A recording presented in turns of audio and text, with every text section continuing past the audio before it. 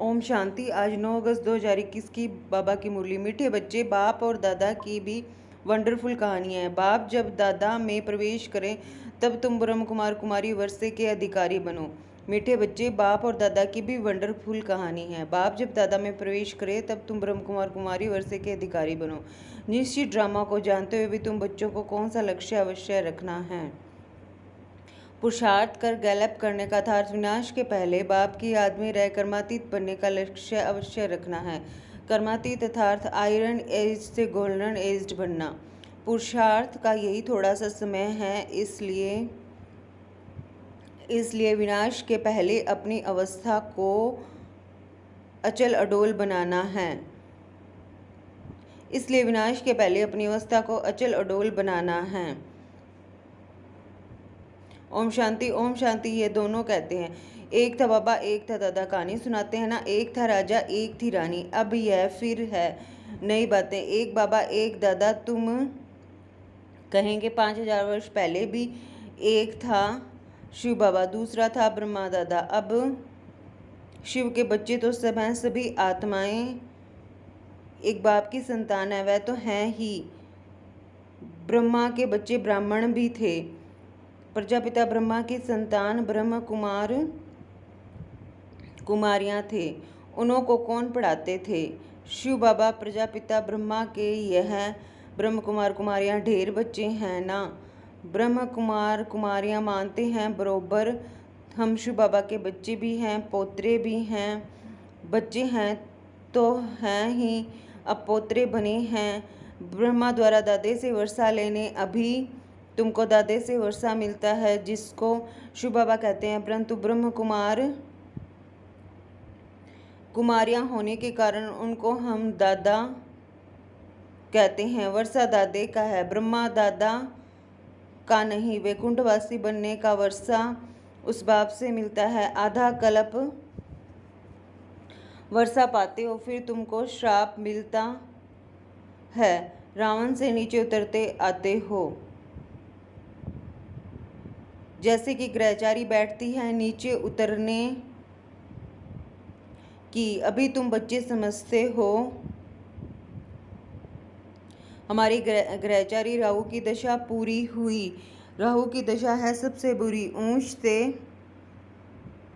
ऊंच बृहस्पति की दशा, फिर राहु की दशा बैठी तो 5 विकारों के कारण हम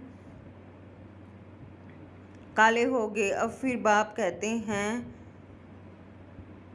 दे दान तो छूटे ग्रहण। है तुम्हारी बात। उन्होंने फिर सूर्य चंद्रमा का ग्रहण समझ लिया है। जब ग्रहण लगता है तो दान मांगते हैं। यहाँ बाप तुमको कहते हैं 5 विकारों का दान दो तो ग्रहचारी उतर जाएगी। इन विकारों से ही तुम पापात्मा बने हो। मुख्य है देह अभिमान। पहले ऐसे सतो प्रधान थे, फिर सतो रजो तमो बने हैं। 84 जन्म लिए हैं, यह तो पक्का निश्चय है। बरोबर देवताएं ही 84 जन्म लेते हैं। पहले उन्हों को ही मिलना चाहिए। बाप से गाया भी जाता है आत्माएं परमात्मा अलग रहे। बाप कहते हैं पहले पहले तुमको सतयुग में भेजा था, फिर अभी तुम ही आकर मिले हो। आगे तो सिर्फ गाते थे, उनका यथार्थ अर्थ अभी बाप बैठ समझाते हैं। सभी वेद शास्त्र जप तप स्लोगन आदि जो भी हैं, सबका सार बाप बैठ समझाते हैं। चक्कर तो बिल्कुल सहज है। अभी कलयुग और सतयुग का संगम है। लड़ाई भी सामने खड़ी है, यह भी तुमको निश्चय है। सतयुग की स्थापना होती है। कलयुग में जितने भी हैं उन सबके शरीर खलास हो जाएंगे। बाकी आत्माएं पवित्र बन हिसाब किताब चुकतू कर जाएंगी। यह सबके क़यामत का समय है। आत्माएं शरीर छोड़ चली जाएंगी। यह तुम्हारी बुद्धि में अभी है। जब तक हम कर्मातीत अवस्था को पाएं तब तक संगम पर खड़े हैं।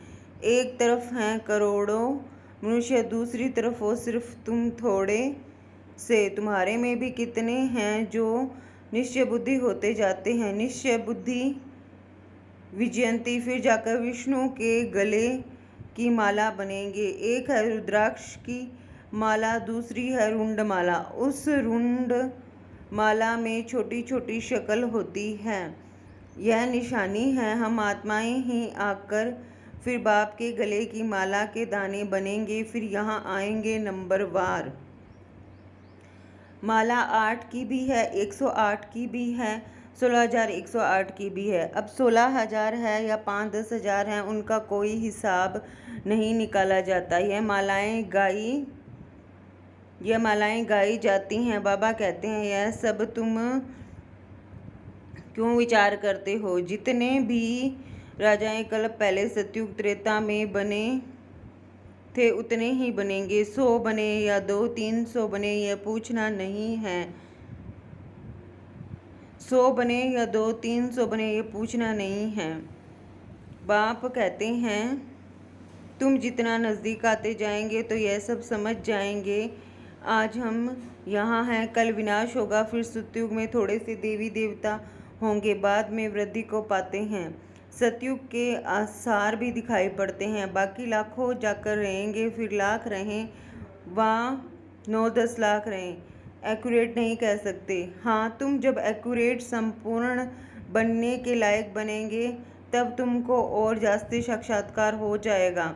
अभी तो बहुत कुछ समझने का समय पड़ा है, बहुत साक्षात्कार करते रहेंगे। लड़ाई की तैयारियां भी बहुत होती रहती हैं, सब चीज़ें महंगी होती जाएंगी। विलायत में भी अब खूब टैक्स आदि लगाते रहेंगे। विलायत आदि में भी अब खूब टैक्स आदि लगते रहेंगे। बहुत महंगाई होकर फिर एकदम सस्ताई हो जाएगी। सतयुग में कोई चीज़ पर खर्चा नहीं होता। सतयुग में कोई चीज़ पर खर्चा नहीं होगा। अब सब खानियाँ आदि भरपूर हो जाएंगी। नई दुनिया में वैभव बहुत होते हैं। लक्ष्मी नारायण के पास बहुत वैभव थे ना। श्रीनाथ द्वारे में मूर्तियों के आगे भी कितने वैभवों का भोग लगाते हैं। वहाँ बहुत माल बनाते हैं और खाते रहते हैं। कहेंगे हम देवताओं को भोग चढ़ाते हैं, कहेंगे देवताओं को भोग नहीं लगाएंगे तो वह नाराज हो जाएंगे। अब इसमें नाराज होने की तो बात ही नहीं। तुम कोई पर नाराज नहीं होते हो, जानते हो ड्रामा अनुसार ये विनाश होना ही है। कलयुग से बदलकर सतयुग होगा।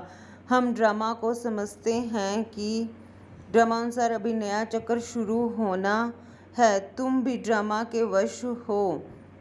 ड्रामा अनुसार बाप भी आया हुआ है। ड्रामा में 1 मिनट भी नीचे ऊपर नहीं हो सकता है। जैसे बाबा आया तुमने देखा, कल्प बाद भी हूबहू ऐसे होगा। शास्त्रों में तो कल्प की आयु लंबी लिख दी है। अभी तुम बच्चों की बुद्धि में है, बरोबर विनाश सामने खड़ा है। अभी तुम गैलप कर रहे हो। जानते हो, बाप को याद कर हमको कर्मातीत अवस्था को जरूर पाना है, अर्थात आयरन एज से गोल्डन एज बनना है। अभी अगर पुरुषार्थ नहीं करेंगे तो पद भ्रष्ट हो जाएगा।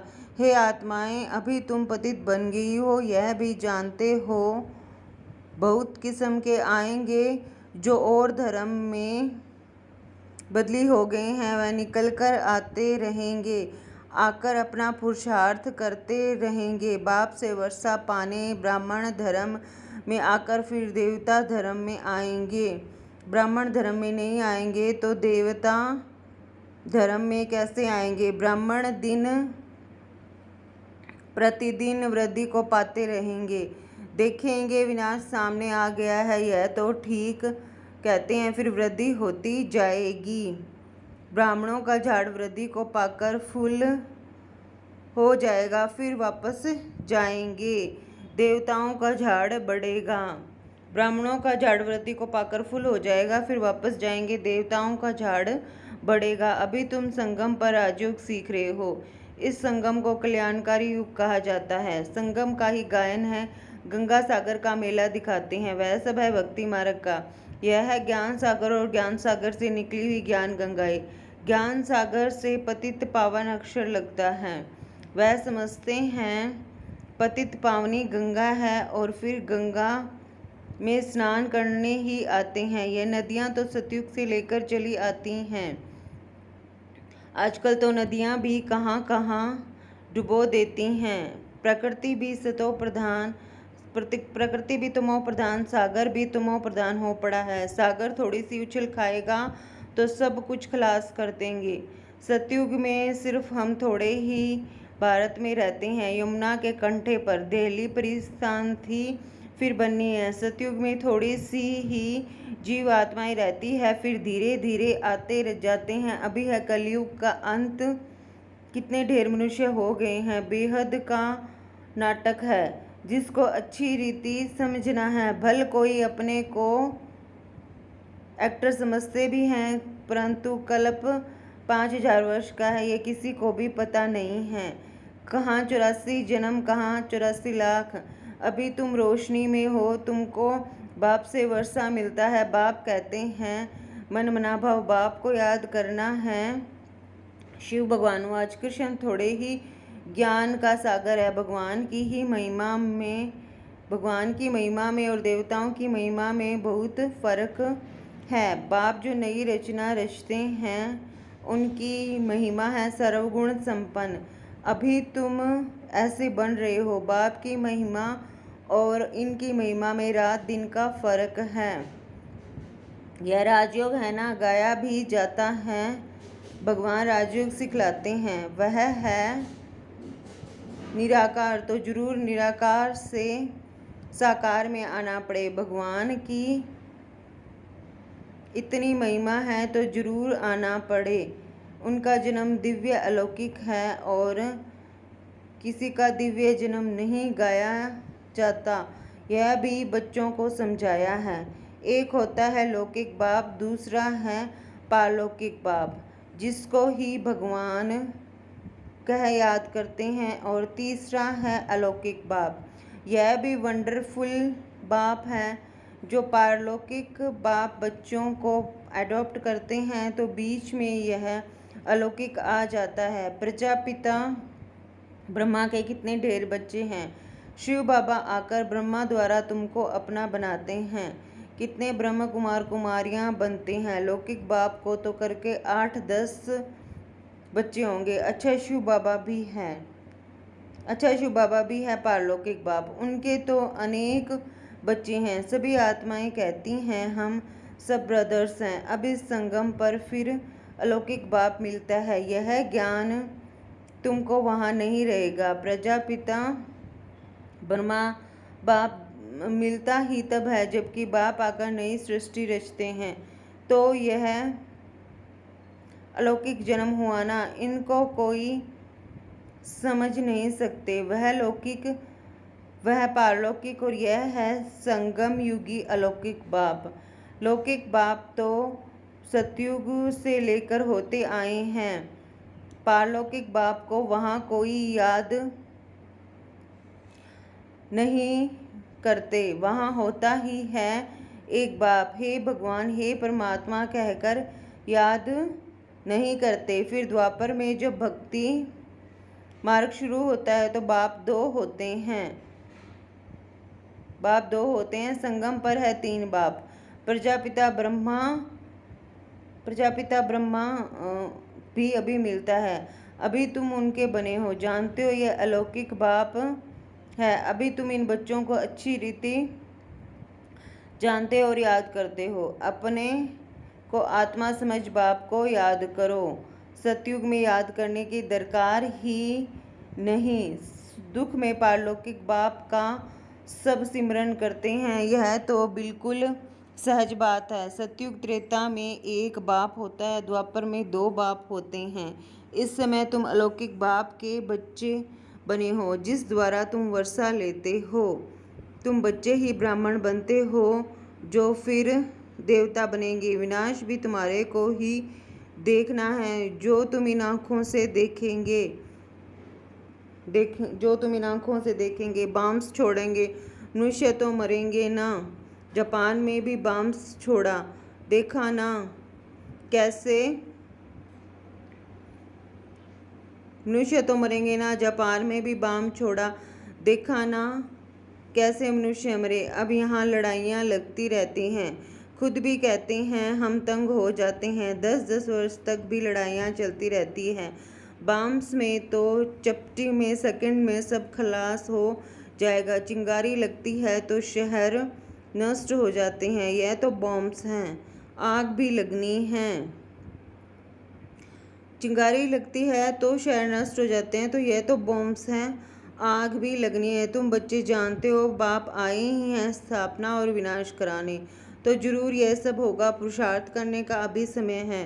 माया घड़ी घड़ी तुम्हारा बुद्धि योग तोड़ देती है। अर्जुन तुम अडोल स्थिर कहाँ बने हो? कहते हैं बाबा माया के तूफान बहुत आते हैं, कोई तो सारे दिन में घंटा आधा भी याद नहीं करते। बाप कहते हैं तुम कर्म योगी हो, 8 घंटा तो ये सेवा करेंगे। 8 घंटा याद कर सको इतना पुरुषार्थ करना है। याद करते रहने से विकर्म विनाश होते जाएंगे। इसको ही योग अग्नि कहा जाता है। यह है मेहनत। गृहस्थ व्यवहार में रहते हुए सिर्फ याद करना है। यह भी बाबा बतलाते हैं कि जिन्होंने गृहस्थ छोड़ा है, बच्चे बने हैं, वह भी इतना याद नहीं करते हैं। घर में रहने वाले और ही जास्ती याद करते हैं। अर्जुन और भील का भी मिसाल देते हैं ना, मेहनत है बाप को याद करना और चक्र को समझना।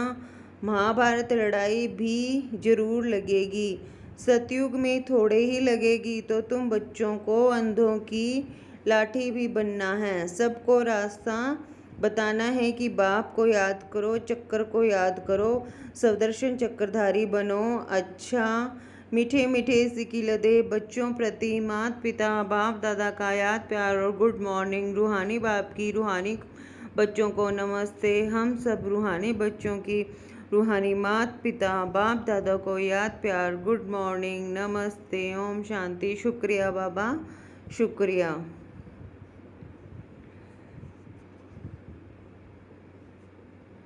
धारणा के लिए मुख्य सार।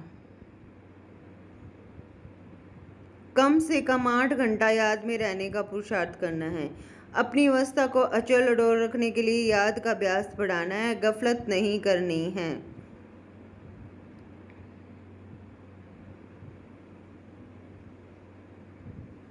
यह ड्रामा बिल्कुल एक्यूरेट बना हुआ है, इसलिए किसी पर भी नाराज नहीं होना है, निश्चय बुद्धि बनना है।